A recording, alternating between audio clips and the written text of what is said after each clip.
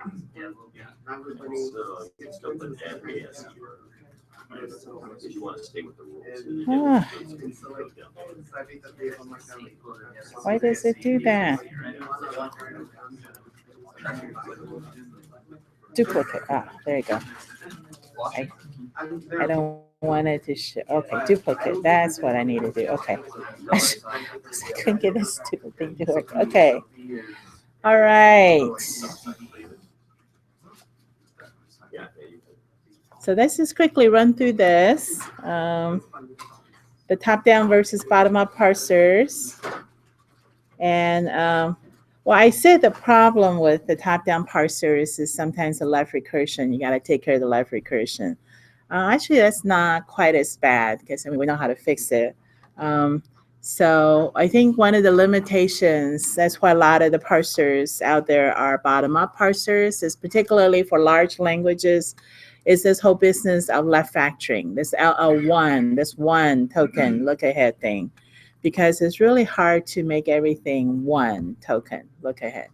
Okay, gotta do a lot of rewriting and end up making a grammar really complex. So there's actually a large set of grammars out there.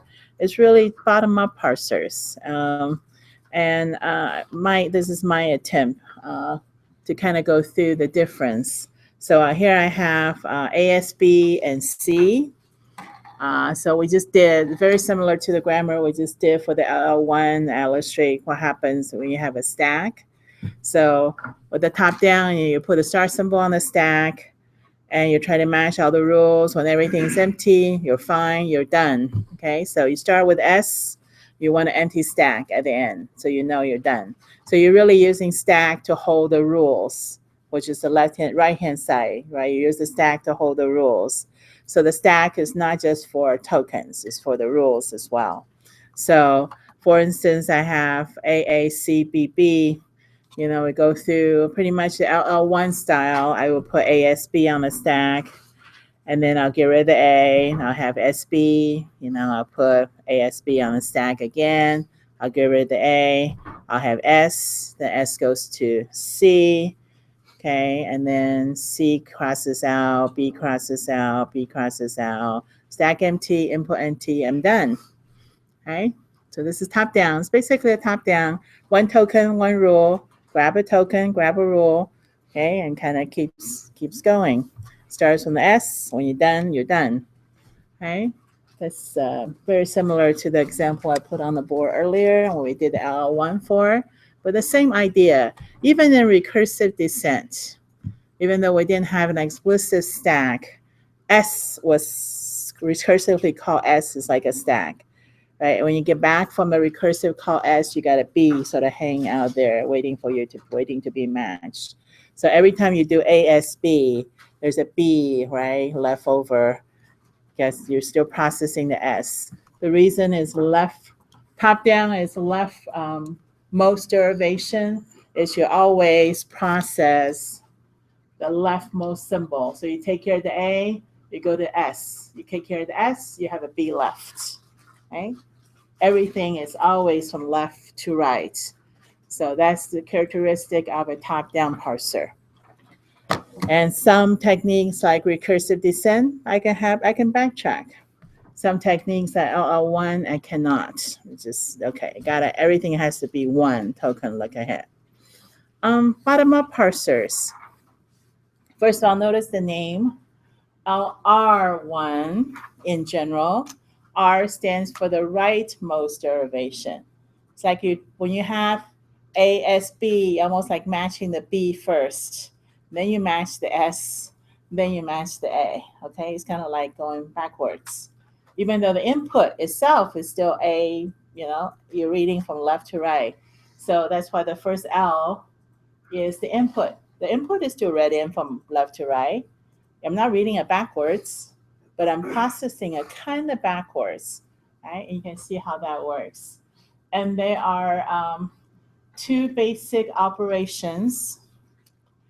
One is called shift, which is you actually take the input and put it on the stack. Input, put it on the stack. Sometimes you put the input on the stack. Sometimes you take that input and reduces the stack down to a left-hand side. So when you got enough stuff on the stack where you can tell what rule it is, okay? So this is not like one token, oh, based on this first token, here's the rule. No, this is you put enough of the rule on the stack where you can see, oh, that really belongs to S. Okay, then you take all that off, you're making an S. Okay, so it's called reduce. I'm taking a bunch of things on the stack. Technically, I'm not supposed to see what's on the stack beyond the top. It's a stack. Right? It's like a stack of paper. I can only see the top. Right? But in this application of a stack, we're actually going to pull a bunch of stuff off the stack. Because assuming that I could see what's on the stack, like a bunch of things. Right? Okay, not just the top. Right? So it's this little stretch, of what a stack should be. But this is actually done with the table. So I'm not actually looking. I know what's on the stack at this point. Just like in LL1, okay, if I know I'm looking for this belongs. They just kind of match up. Our bottom-up parsers are also called the shift reduce parsers because sometimes you shift, sometimes you reduce. And LL1 has one flavor. There's LL2, LLK, yes, but LL1 has one flavor. LR1 has multiple flavors. Some compiler classes will spend a lot of time looking at the differences, have you do tables. I've done that before by hand, which is very, very time consuming and not quite as effective, especially there are a lot of tools out there that could do it for you now. So I've since dropped the looking at the tables, but I still want to show you how bottom-up parsers work so you can see. Lambdas can be very, very tricky in bottom-up, even more trickier than top-down. Top-down was just like, oh, lambda, okay, well, worry about the follow set and all that. Here, the lambdas is actually very, very tricky, especially a bunch of things could go to lambda. Okay, so which one is it? When should I use a lambda? At what point? So this is really not the follow set business. I'm working backwards. So if you could reduce the duplicate lambdas, that usually causes problems. Left recursions are absolutely okay in bottom-up parser, which is nice. I can just take like a mini C or any of the grammars I gave you earlier. You didn't have to do any changes. You can just use it for the bottom-up parser. Okay, so in general, this is how it works. Okay, again, I spent a lot of time trying to get these pictures to illustrate kind of how it works. So you start out with nothing on the stack. And you want to end up with an S on the stack, right? Bottom up. What happens when you're done? You reach the top. There's S on there. So if everything reduces down to S, you're done, right? So let's just take the same example. For bottom-up parser, I'm not going to grab the rules yet. Instead, I'm going to take my input and save it. I'm going to shift it onto the stack, right? So because I'm working from bottom up, but I'm still reading from left to right. So, right, so at some point, I'm going to have enough information to say, oh, that is really ASB, or oh, that is really C, or whatever. Okay, not yet. Okay, so I'm just going to save it onto the stack. And I have another A. Oh, okay, put it on the stack. I have a C. Okay, put it on the stack. Now, the C, I could do something with. Again, the colors didn't show up, but the C, wait, how? Okay, well, look. I have a C on the right-hand side. I can do something. So this C is really S. So I'm going to reduce this C down to S. Right, so I'm going to take this C off. I'm going to put S. So the general idea here is I'm taking off the right-hand side. I'm putting on the left-hand side. Whereas top down, I'm taking off the left-hand side and push on the right-hand side to match. Okay, so I'm still matching. It's just kind of backwards. So now I have AAS. So you can kind of see where this is going. Then I shift onto the B on there. And I have another match backwards. Right, that's what I said. Sometimes you look at a stack and goes, well, that's really, you can't see the S and A. But at this point in the table, it tells me you take three things off the stack. The A, S, the B, S, and A. You make it into, reduce it down to one S. Okay, shift, reduce. Sometimes I shift, sometimes I take things off and make it smaller, reduce. So now I have AS, I have one more B, so I put one more B on there, and that reduces down to S. Yeah, I'm done. Okay, so it uses a stack to hold input. Right, then I have enough of an input. It's like, oh, okay, now I can reduce. So it's really going back up. It's like building this tree back up. So the C, but not exactly from the N, because the C, S goes to C gets reduced first. Then it goes up to ASB. Then it goes up to ASB. Then it goes up to S. Okay, so it's kind of that process. Kind of like Tetris. Kind of like Tetris. Yeah, you got On these this five here- in a row. On this here, if it doesn't find a match, it just keeps adding and then it matches. So you can actually get the stack to be really big and then it shrink Yeah, right back down. yeah. Because you can have a whole bunch of things, right? Then it gets shrink back down. Gotcha. And then there's actually a table that tells you when to shift, when to reduce, and what states. There's actually like a state machine as well. And this table is, there's three flavors of SLR parsers. The tables look different for each flavor. And this is simple LR. And how the three differ is, if you had an opportunity to shift or reduce, do you always shift, which makes a longer string? Or do you reduce first? Do you shift first or reduce first? And as simple ones just says, I'm just going to keep shifting until I can't shift anymore, then I'll reduce. So in case of if then else statements, I don't want to reduce if until I get the else on there, if I had an else. So I want to keep going. So that's the right thing to do. So it turns out you have a shift reduce conflict is when you say, okay, at this point, do I shift or do I reduce?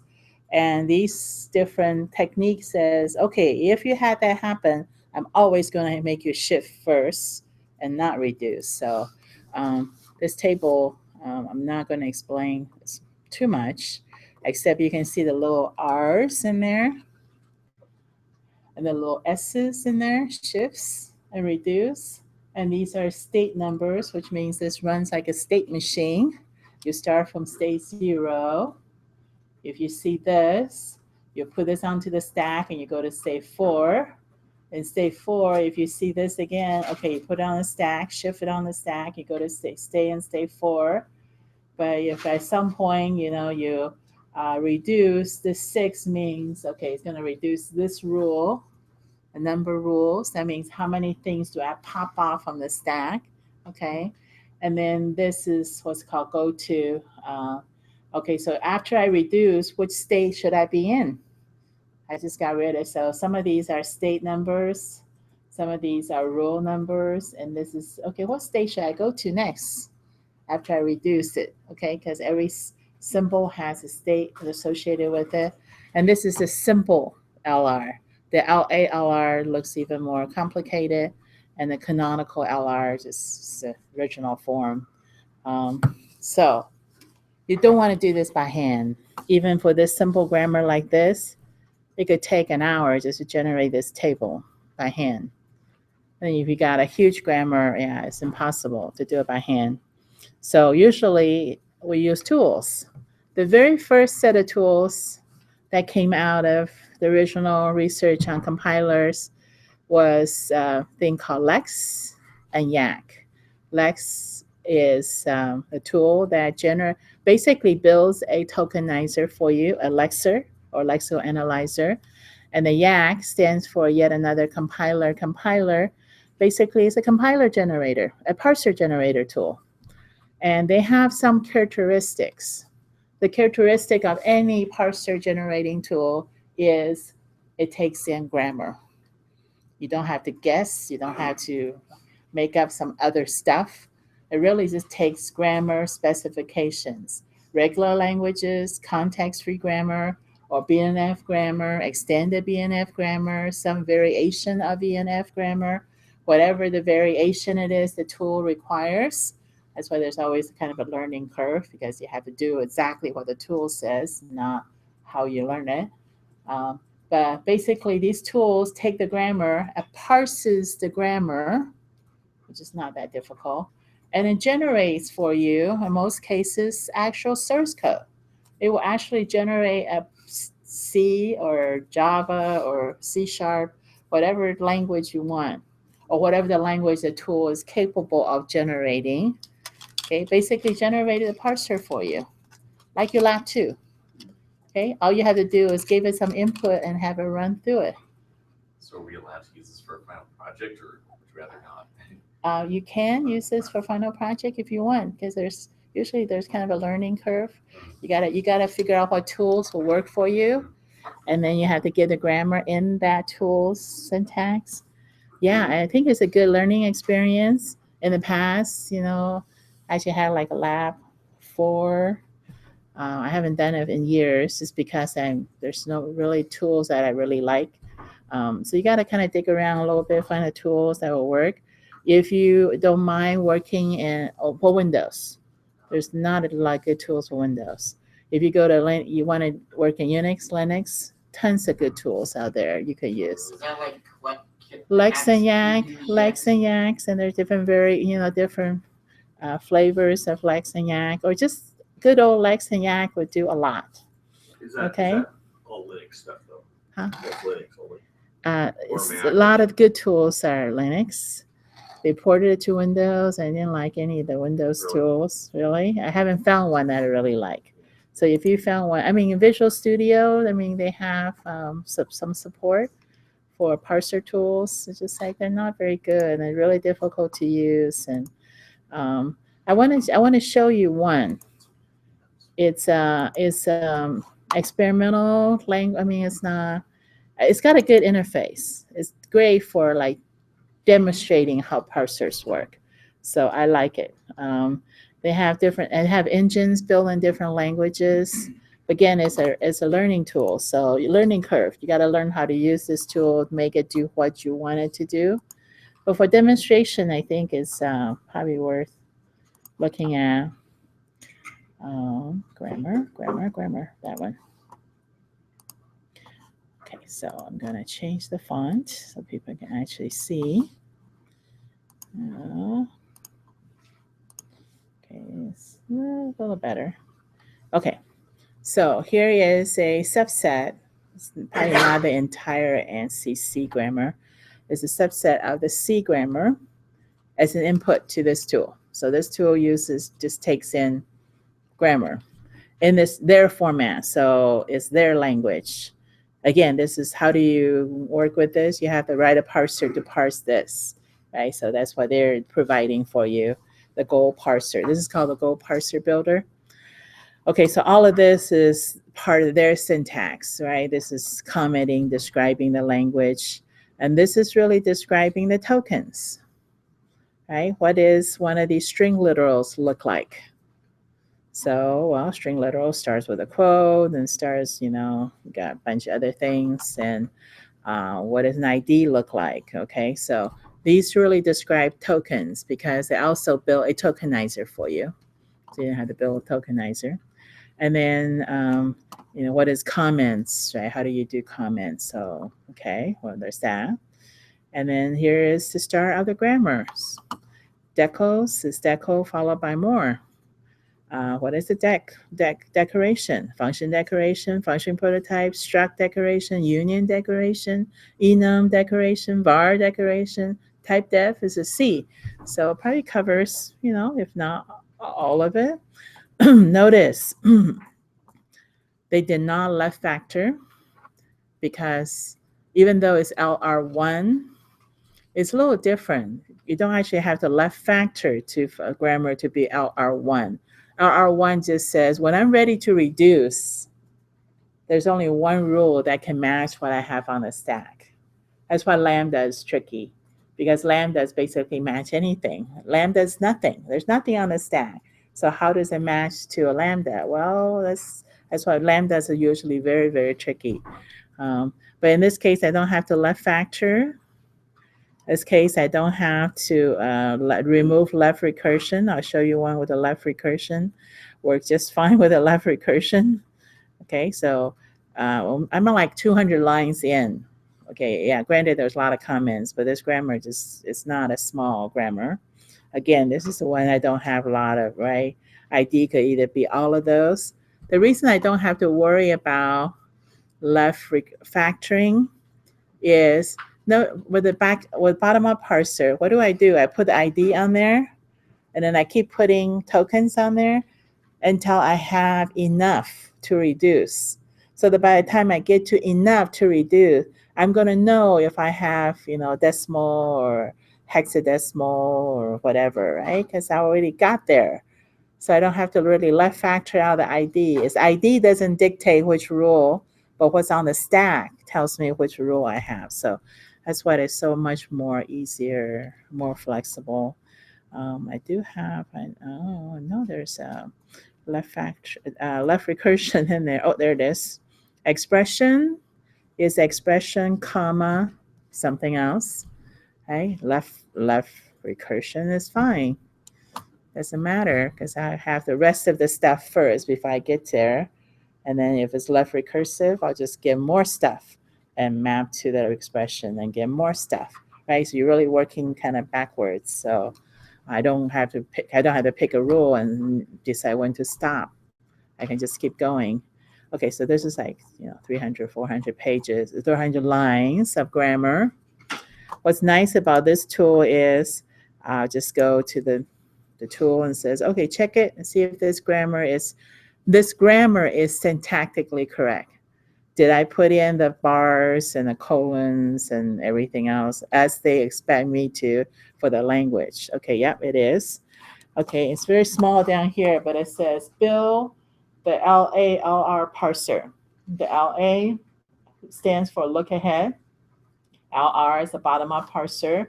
So now when I hit next, it goes off and generates the LALR parser table, kind of like how we generate the LL1 table by hand. But they're going to generate this huge LALR table from 400 lines of grammar automatically, and it's done. And as soon as it's done, oh shoot, sorry. It says step 3, build the DFA scanner. Scanner is another term for tokenizer or lexical analyzer. DFA, deterministic finite automata, which is exactly how you build your tokenizer. Remember, we're simulating what a deterministic finite automata is. If you see a letter, okay, that's going to be an ID. If you see a digit, it's going to be a number. If you see a comma, okay, that's just that. If you see a plus, go to this day. If you see a minus, go to this day, okay? Deterministic finite automata. I hit next, and it just builds it. Now it's ready to save the tables. So what they did with this tool is they save these tables in the tokenizer into a format, a file format, and then you have to download the engine from the website that will actually run this table, okay? So, but we can simulate it in the tool what this engine will do. The engine will read in okay, so I'm gonna save the engine. Now I have to save this file, which then have to load into the engine. Then it becomes your lab 2, basically, right? So this table plus this engine runs the table, basically is your lab 2. All I have to do is give it some input files and then goes and parses for me. And this tool actually has nice GUI interaction, so you can see. So now I'm going to open a test file. Test file is a little small. I haven't figured out how to make it bigger. So basically it says int main, int x equals 10, return 0, right? One of our simple short little examples we did with C, right? And over here, it says on the top, it says action. Over here, it says a tree. This actually builds a parse tree. But the action, and I can do this step at a time. So my tokenizer is going to grab the int, and the action is based on the parser table. It's going to tell us which state and what's happening. But if I parse through this, you can see words like reduce, shift. If I keep going to the next, reduce, reduce, reduce, reduce. Okay. So based on whatever grammar rule, and you can probably see the grammar rule over here a little bit. Okay. So it's showing up the rules. So even just like the end main open print matches all these different rules to get there. Okay. And then we'll just keep on going, go to the next token, goes to the next token, the next token, and have all these shift reduces. Eventually it's done. Okay. And then if I go to the tree view, maybe. Huh? Oh, do I have to do one more? It's not done? Aha, I'm done. Okay, there's my tree view. It's kind of one of these, vertical pop up this. So in my tree view, this is how many levels it has to parse just to get to my int. Okay, and so we keep going.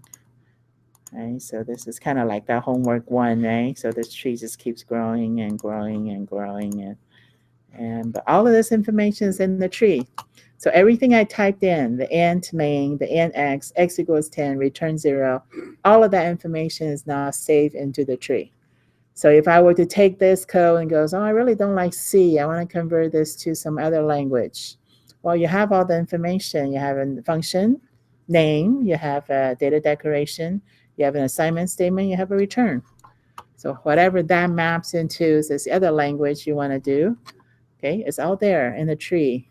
The tree probably has a lot more information than I really need. I don't need to know that it takes like 5 different rules just to get to my int. I just want to know I have an int. Okay, so I can simplify this tree a little bit. I think somewhere here it says if you want to see the table, it will actually show you the table. But I don't think we actually need to see the table. Save the table, reset the table. Okay, I think we actually need to see the table. But we can see, okay, say if I take out a semicolon, which is a syntax error, and I'm going to run. And the error message is, did I get an error message? Oh, there's an error. And the error is actually quite interesting. It says, and this probably has to do with, the grammar, what could come after the 0 at this point. So this says, I'm expecting any of the following tokens, a dash, to, all this stuff. And I'm not seeing any of that. So all of these tokens are okay after the 0, but you don't have any of those. So it kind of gives you an interesting message. How does it know all that? Well, it gets all that from the grammar by parsing through it, and says, at this point, which is return expression, if you have a number, you can have 0 plus something, you can have 0 equals something, you can have 0, bracket, and you can have any of those. Okay, you just don't have anything, so there's an error, syntax error, and it stops. Yeah. Is this how debuggers are created? Debuggers. Okay, so debuggers will need to know, right? It's even more complex. Okay, debugger maps really your source with intermediate assembly, right, to the machine code. So when you have a runtime error, it kind of traces back to, right? If it stops here, it traces back to line 5 here. Static analyzers. Right, so it's really, debugger is actually more dynamic. So as you're debugging through it, it needs to map back to the static to where it is in my source code. Right, so it's saving a lot more information in that case. Okay. It's interesting. I was looking at natural language parsers. And they probably do something similar to this, I would guess, with an English language. They break it down and probably they create their tokens. Yeah, you can go online probably and generate a parse tree for an English sentence.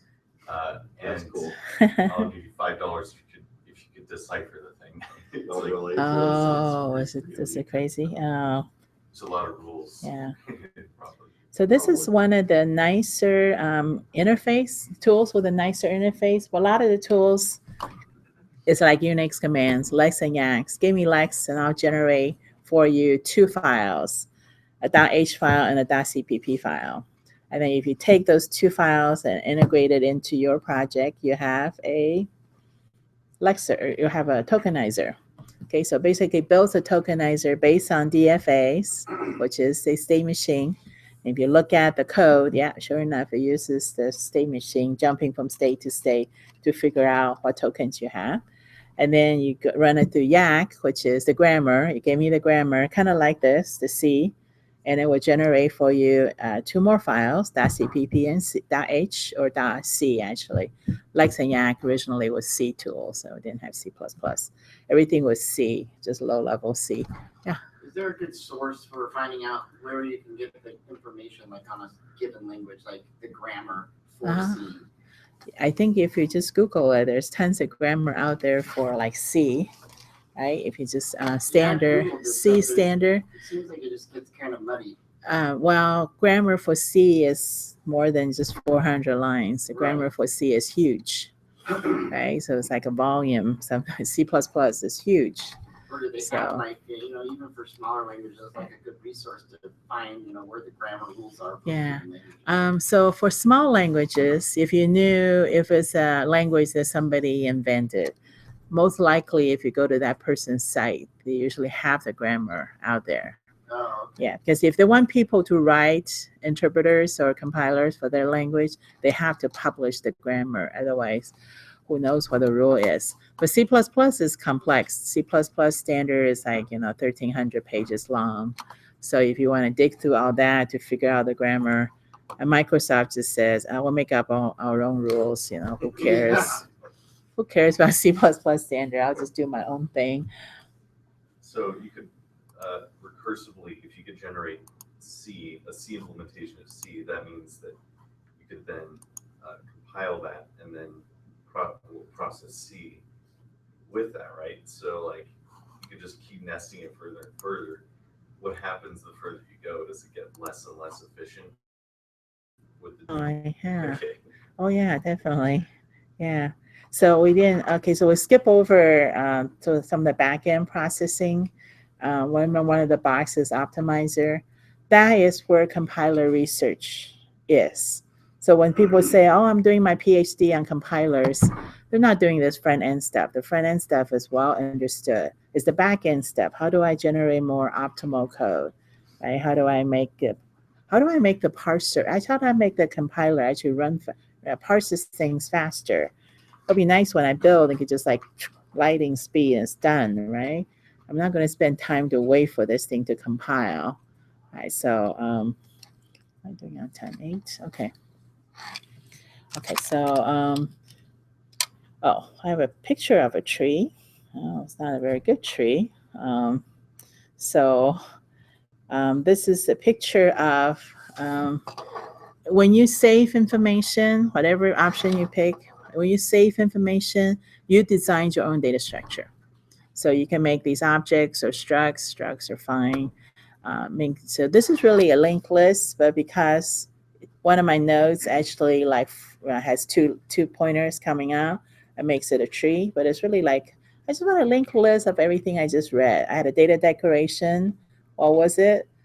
Okay, I had an if statement. What was the condition? What was the thing for the if? What else did I want to do? Okay, so so that kind of branches off that way. So some nodes will have two branches. Some nodes will have one links coming out, right? So down to C level, this is really, I don't even mess with C++. Down to C, this is just a struct with the pointers. I'm just manipulating pointers. So a lot of the earlier compiler work was just really C. We're not even messing with any other higher language. Just efficient C. Okay, so I'm repeating this picture. So your project really more focuses on, the syntactical structure, the semantic analysis, and maybe intermediate representation. Okay, so we're not going to really have time to talk about how. So optimization can happen on different levels. It can happen on the tree. So I'm looking at a tree. In fact, compiler does a lot of optimizations for us without us knowing. It could go in and change our program without us knowing, just to make it a little bit more efficient, okay, which makes the job of mapping back to your original statement even trickier because they may have changed it altogether. Okay, so it may decide, for instance, if you say int x equals 10, and x is never used until you do a cin x, that 10 is not safe. But I initialized it. I did I did the right thing. I initialized everything. Compiler says, well, you never used 10. So why am I saving the 10 for you? 10 is gone, right? So I'm optimizing that for you. If X is never used, you get a warning, say, hey, you declare something and you never use it. Right? You've seen that before.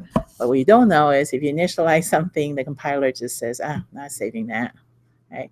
Or if you or same with assignment. I think if you assign something to X, X is never used until you reassign something else, the original assignment is gone. I'm just like chopping off statements off because you didn't need that. Right? So it does a lot of that analysis on the source code level. Then when it gets down to the assembly level, it does some analysis. Sometimes it may do shifts instead of some of the arithmetic operations, binary operations, make arithmetic operations a little more efficient. So there's a lot of the binary assembly level optimization. So an optimization can just go on. So it's really a loop. Right? So, but how often? So what's the trade-off? I mean, how much time are you going to spend on optimizing versus speed? Am I going to just sit here and wait till you give me the most optimal code, which may take a few seconds more than I have patience for? Or I'm just going to try to do my best, right? And there's a lot of research on the back end compilation. How do we make it? The Microsoft's IL, the intermediate language, supports their common platform, okay? But it's a compiler issue. So I want to have a common platform. So it doesn't matter what the front end language is, and the back end, they all work together. Okay, that's kind of tricky. And there was one issue. Oh, I have more slides on, compiler. So if it works, it's already done. I mean, people know how to write compilers. Why are we still doing research? Why are we still even talking about it? So I think I say here that the backend optimization and code generation is really where a lot of the work is. So if you do go work for a vendor, compiler vendor, most likely you'll be working on the backend and not necessarily, I mean, the parsing part is probably fairly well understood until they change the syntax or until they change what it means, some of the keywords. And one of the ones you probably know this is the auto keyword in C++. Before 2010, auto was optional, and every single variable you declare in a function, the local scope is auto. It just says automatically this thing pops onto the stack and automatically it goes away when you leave the function, okay? Which is really useless. That's what it means when you have a local variable. It's auto. But if you have static, of course, that means something. When you have external, of course, that means you have a global variable, but you can't declare it again. So you're saying, yeah, trust me, there's a global variable out there that I'm using. Okay, you usually didn't know it with global if you need to have a global variable. So C++ standards committee goes, I don't like that word. Let's get rid of the use of the auto. Instead, we're going to do auto type binding. Okay, so it's still static. So you have to assign a type, you have to assign a value to it. So the auto, as we have now, is kind of like the C#, whatever the keyword is in C#. Not a great C#. Bar, is that what it does? Bar is like you can be any variable. Okay. But when you assign to it, then it just, okay. So when you say auto x equals 5, then x becomes int. Okay, this is really your friend. I say auto is your friend when you're working with STL, Standard Template Library, because I have my LL1 table, by the way, I wrote it in STL. I had a pair and a map because I'm doing table lookup. Map is fast. So what am I looking for? I have a stack and an input symbols. I have a pair of them. And then when I look into the table, I'm getting the grammar rules back, and I have a vector of them. I have a map. Then when I do an insert into a table, I get a pair of values back. Okay, and pair value, one of it is an iterator of this map. Other one is a bool that I inserted in. Okay, map, it has to be unique. So if you already had an entry, you can't insert it in there, so you get a false. So I can check my status and say, oh, did I actually insert it in there? Okay, so this status is this whole gigantic, right, pair, and then the iterator and the bool, and well, so the auto just says, oh, you figure out what it is. I'm not going to type all that. I can never remember myself. So when you do a table insert, it's going to return something. So whatever that something returns, I'll assign it to status. Okay, so that's a good use. I mean, x equals 5 is like, okay, it's less typing if I type int instead of auto. So that's not how auto is used. So sometimes the language change. So compiler has to respond, right? Compiler writer has to respond. And I actually was going to check to see this is available. Oh, yeah, it's available from 2012 on.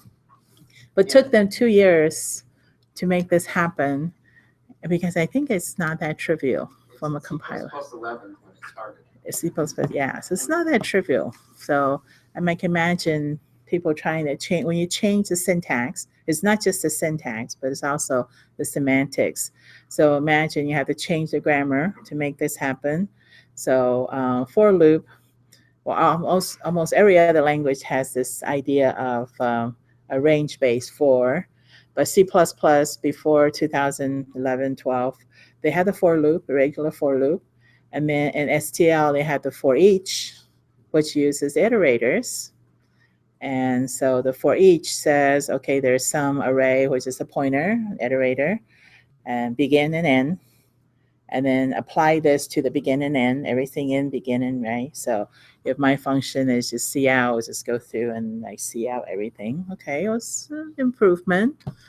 In fact, this is a functional syntax. So if you knew languages, functional language like Lisp or Haskell or something, this is really a functional syntax. So I'm not assigning anything. I'm applying this function over a range of these other things. So it's actually very cool.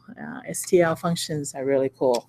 If you know how to write STL function objects, those are, I like that. I like STL. Yeah, But- lambda expressions too. The lambda expressions, yeah. Yeah, they added that. So lambda function expressions are named functions. So I don't even need to declare a my function. I can just have a lambda expression that says, okay, apply this thing function and name function to this range of stuff. Okay, so but the range base for says I have some array, and for every I in that array, do this to I. Okay, like, almost C#, and most languages have this, Python, high-level languages could all do this. This is a very simple syntax change. It would take them 2 years to figure out how to do this in the compiler. This is not that easy. Okay, and I keep checking. Like I found all this, and like every version, I keep checking. Oh, that's not there yet. They finally put it in. So, so changes could be slow, and when you have a giant, huge, humongous code base, which I can imagine the compiler is for C++, it's not easy to put changes in. Okay.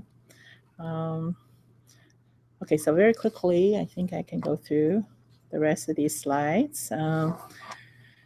We, in addition to the name and the value, which we already have in the symbol table, we also have type, and this is the data type. Okay, so this is like int and double, and what did you declare this thing as? And the use, a lot of you use enumerated types to say, okay, if you're 0, it means you're a constant. If you're 1, it means you're a variable name. Your function name, your parameter, your type name, whatever they use. The scope, we said one of the ways we can implement scope is just start with 0. Every time you hit a curly bracket, you bump up to 1, right? Every time you leave a curly bracket, you reduce. But you also tie the symbols really to a function. So x declaring main is different than x declaring some other function. And then finally, we have lifetime. You can talk about memory. If you're going to write an interpreter, you can actually use your symbol table as your runtime, right? Almost like a runtime memory management. So you can, if the user type in some values, okay, I'm going to store it somewhere. I can probably use my symbol table to store it dynamically. Okay? So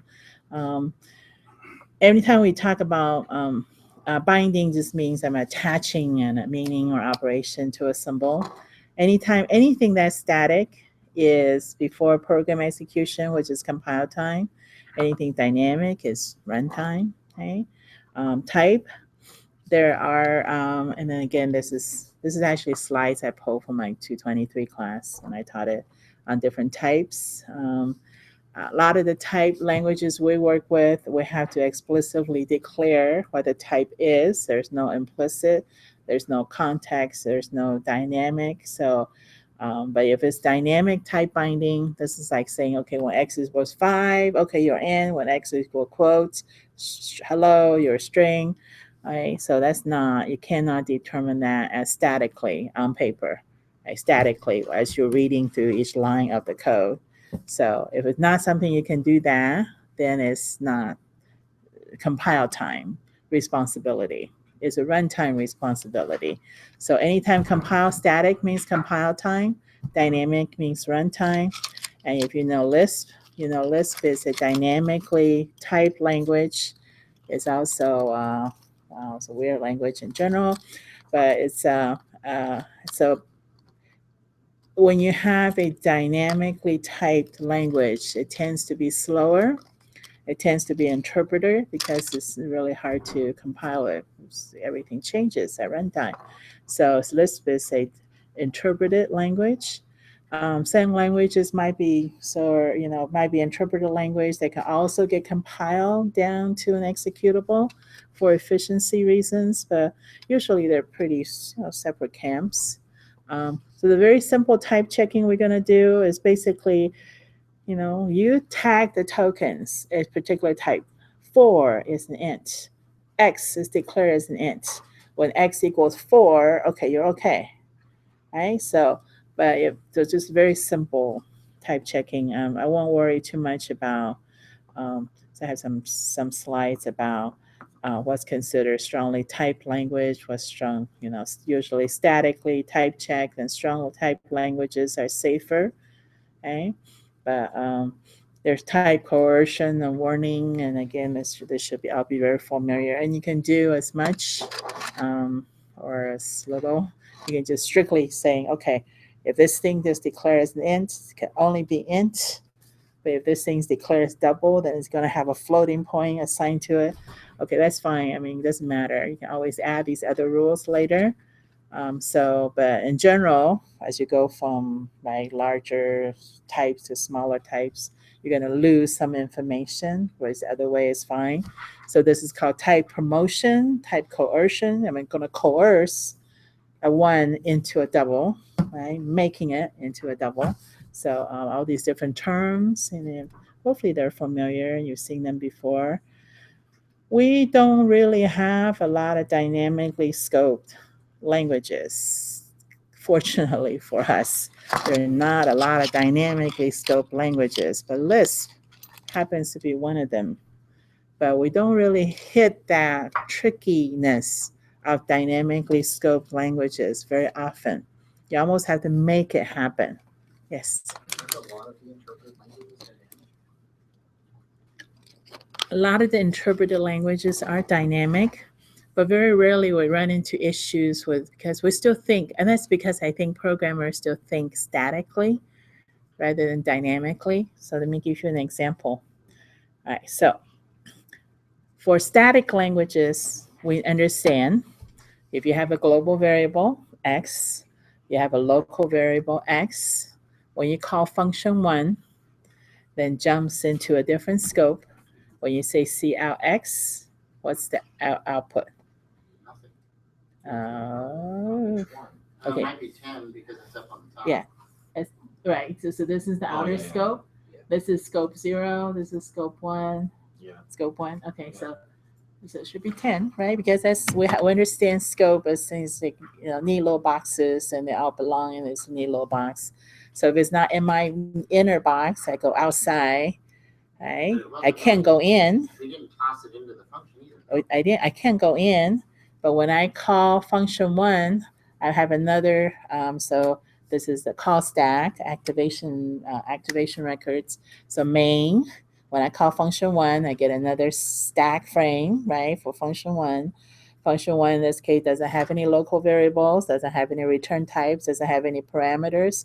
So there's nothing in that frame on the stack, except when I say CLX and goes, oh, which X, right? So it's going to go chase down the X. So there's something on the activation record called the static link, which links to my outer box. So function 1, the outer box is a global variable. So it should print 10. Yeah. I mean, that's how we I actually have a nice picture of a box too. Okay, so if it's not there, I'll go find it outside. If it's not there, variable that can, identifier not declare, right? I can never go in to another box. I guess why you protect it by scope. And we understand that the second X, of course, when you print it out, is going to be 20 because I already have X there. I'm not going to use the 10.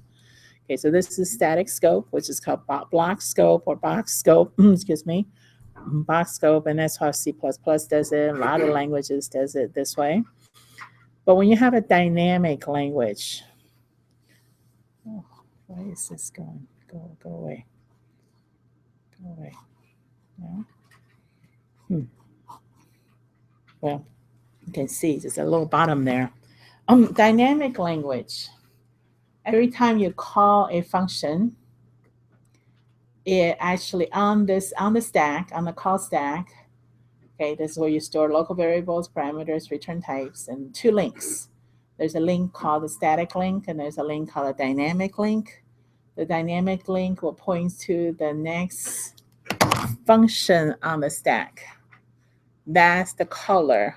Who just called me? If that function had an X in it, it will use that X and not the global one. Okay, so this is difficult. If you're trying to debug something, it's like, well, how the heck did I get 20 here? It was a caller, but it's kind of hard to sort of make this convoluted example where it gets you in trouble. Yeah. So would it change that if, say, the global int x was declared just above function f1? No, because dynamic link is based on the call, not based. Oh, okay, Say gotcha. static is how they're on paper, right? So if you put it down there, okay. But dynamic is who just called me. Do you have an X? If not, go to your caller. Do you have an X? No. Okay, keep going.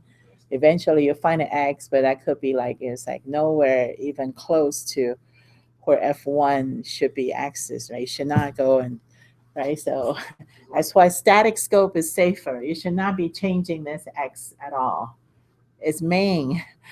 What are you doing? Changing some other functions, right? Local variable. But if it's dynamic scope, then you could actually go and change that value, right? The lifetime is pretty much like scope. I mean, either you're available or you're not available, except for the static, which means is scope-wise, X is only available inside here. But when you exit this function, if it's static, the X doesn't go away. It also means X is stored in the static region of the stack and not on the call stack. If it's on the call stack, it's gone. When you leave the function, it's gone. Okay, so the memory is divided into code, binary. When you run something, it has to load in the binary, has a global region for global variables, static variables, has a stack, and it has a heap. So when your heap runs into stack or when your stack overflows, you run out of memory. Okay, so if you call endless recursions, pretty much your stack is going to run into the heap. You don't have any more memory. If you keep allocating stuff, you keep calling new, okay, which modern computers have a lot of memory, so you're probably not going to run out. But if you keep calling new, and you have a limited amount of space, and you're going to run out of memory. When you run out of memory, is you run out of heap space, and so part of this could be operating system, right? How much space am I going to out? When you say run, how much memory am I going to give you? If you run out, can I give you some more? Okay. When you're done, you're giving that memory back to the operating system. When I have 10 programs, applications running, right? You just swap in and out, right? How do you do that? So a lot of this memory management on the operating system level is really handling, what happens when you got all these applications running. But in that particular application, when it's running, you have stack, you have heap, you have global region, you have your binary. Okay, you allocated a chunk of memory for you to do your work.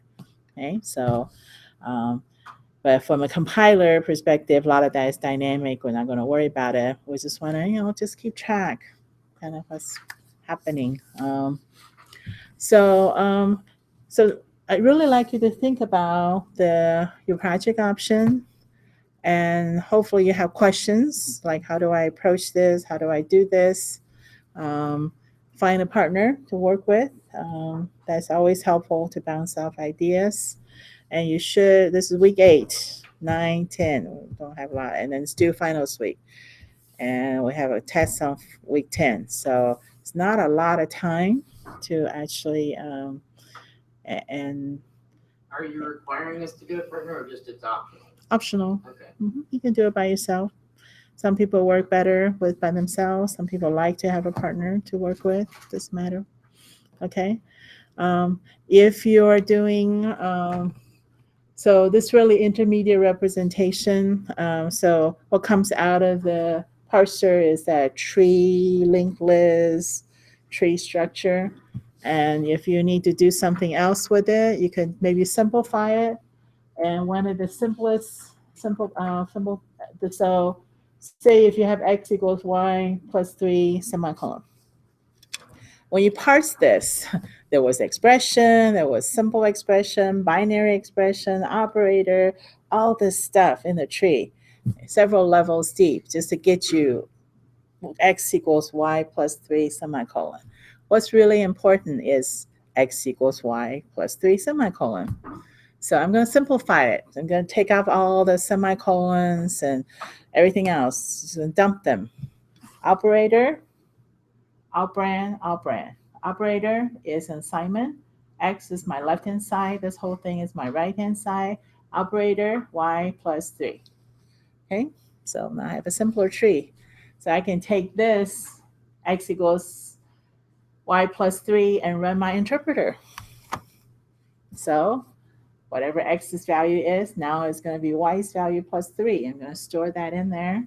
If my next statement is, output x, okay, I'm going to output whatever the new value is, right? So this is something I can work with. It's a little simpler. I don't have all this extra stuff in the tree.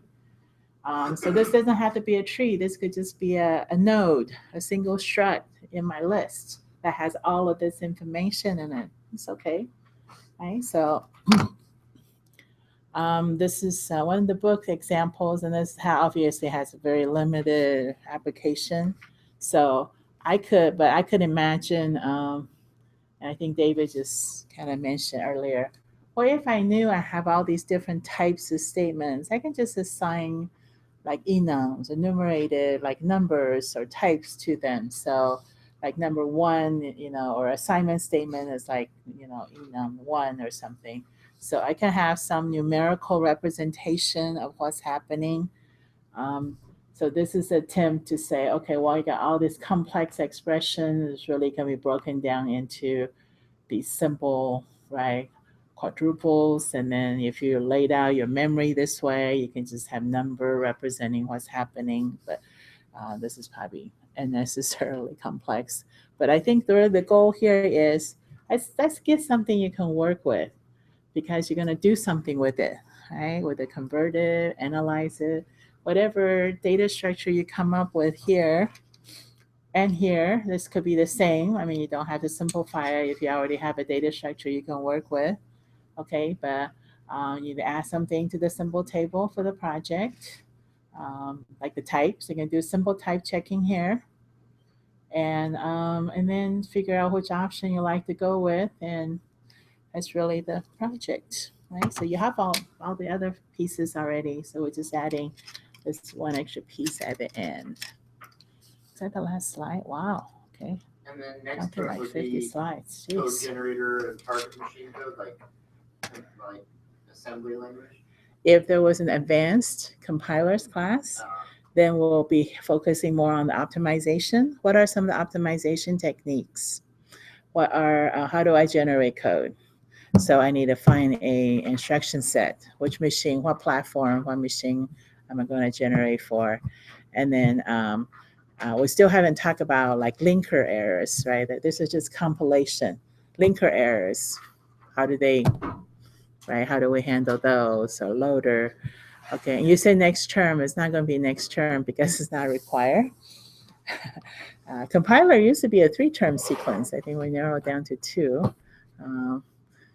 So if there was a 3-term sequence, then we'll be, handling stuff more on the back end, and I Do you guess have they a will have preferred time. compiler that you like for the C++ language, like the GCC compiler or the LLVM compiler? I don't know if I have a favorite compiler. They all do it a little differently. And I do know that at one time, and I haven't looked at it for a while, none of the compiler out there adheres to all of the standards. They'll do their own little thing. So just slightly differently. So if you, and it used to be the case, if I try something, especially with STL, if I try something and didn't work in Visual Studio, it doesn't necessarily mean it's not right. It just means it's not supported. So I just go try another compiler. It usually works, or vice versa, right? So they. One big difference between like GCC and Visual Studio, a very obvious example of a different adherence to standards, is the default settings in GCC lets you use uninitialized variables. It automatically initializes them to 0. I think so. Whereas Visual Studio will not let you run or more.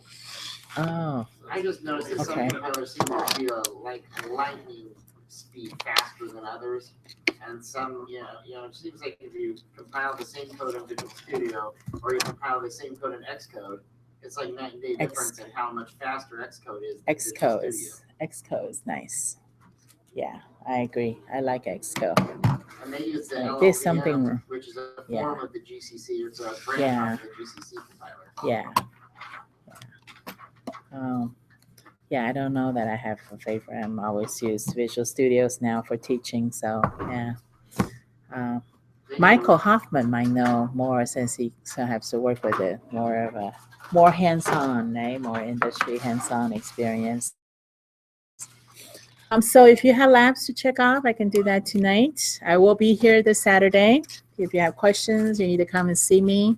I think you have enough information for the project. So next Monday, I think just going to be a work project day. So I'll be here.